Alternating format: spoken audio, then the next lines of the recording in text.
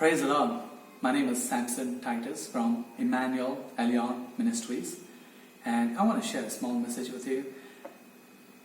Judge not, says Jesus, according to the book of Matthew, chapter 7, verse 1 and 2. So, we as people normally judge other people consciously or subconsciously, almost on daily basis. That is our human tendency. And so what is judging? Okay, it says to form an opinion and estimation of a person. And another one says to hear and decide on in a court of law. Third one, to pass sentence on or condemn. So this is what we normally do. And normally what we do is, post-judging, we frame a person, name a person, and condemn a person. And, so why we should not judge?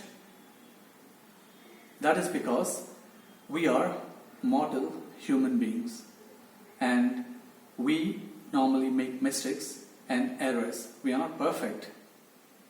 Alright? So, if you condemn, let's say you condemn a robber. Let's say, a person got caught in the act of robbery, and so we condemn the person. And what happens is, imagine if you and me were in the same situation and circumstances, what would we do? Probably we will do the same thing, robbery. Who knows what situation and circumstances that person was in? Just because we were not in that situation or circumstances or in that place at the time doesn't mean that we are perfect or much better than that person. So yes, robbery is wrong, and we should condemn the act of robbery, but let us not shame and degrade a person. But yes, we have to correct him, discipline him, and counsel him. And there are chances that people turn out to become better people in life. Alright? So, if we could do that in our society, and our society will become a better place. Right? So, I want to share a small illustration as to, why we should not judge others. Okay, so you know about Charlie Chaplin, and he first appeared in his movie in the year 1915 and up until 1940. And so during the time of, I think in the year 1915, Charlie Chaplin was highly respected and well-known comedian around the world, and people were very much fascinated by his acting skills and his looks. And back in America, there were so many people imitating Charlie Chaplin, and there were so many Chaplinists, and they were having a pop-up mustache, and they used to look like him, act like him, and imitate him. So in that year, 1915, in the United States of America, they wanted to have a contest called Charlie Chaplin Lookalike.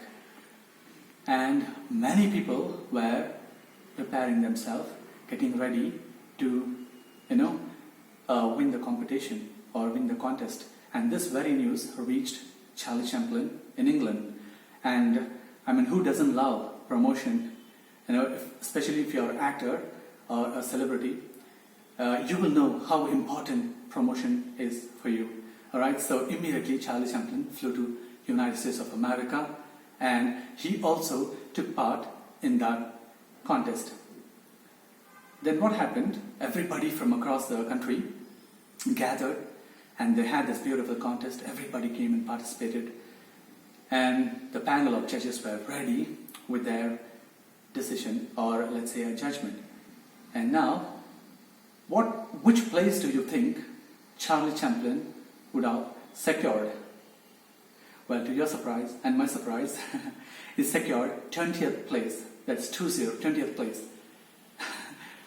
And there was a young boy called Bob Hope from Cleveland, Ohio, secured the first position. Charlie Chaplin, the contest was look alike Charlie Chaplin. Charlie Chaplin himself went and presented. In spite of that, he secured 20th place. So, we are not good at judging. That is because we don't know our very future. We don't know what's going to happen tomorrow. None of us have control over our very next minute.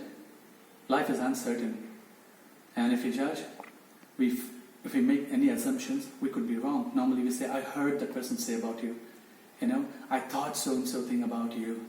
We form opinion about people, and we assume about people, and we pass judgment on people, and then we name the person, we shame that person, and that is not a very good ethics.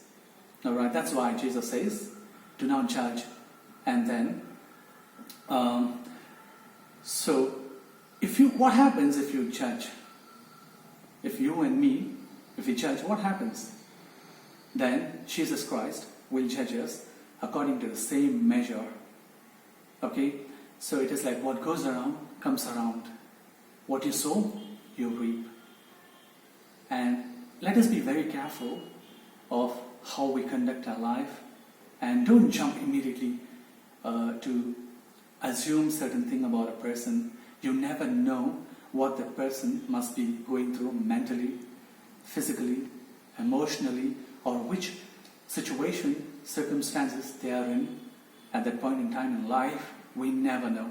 Just because we are not faced with a similar situation, we have no rights to judge others, and we are not better than anybody. We are also weak, we also make mistakes, and we are sailing the same boat. And let us always try to encourage one another, appreciate one another, counsel one another, love one another. Love overcomes everything. Okay?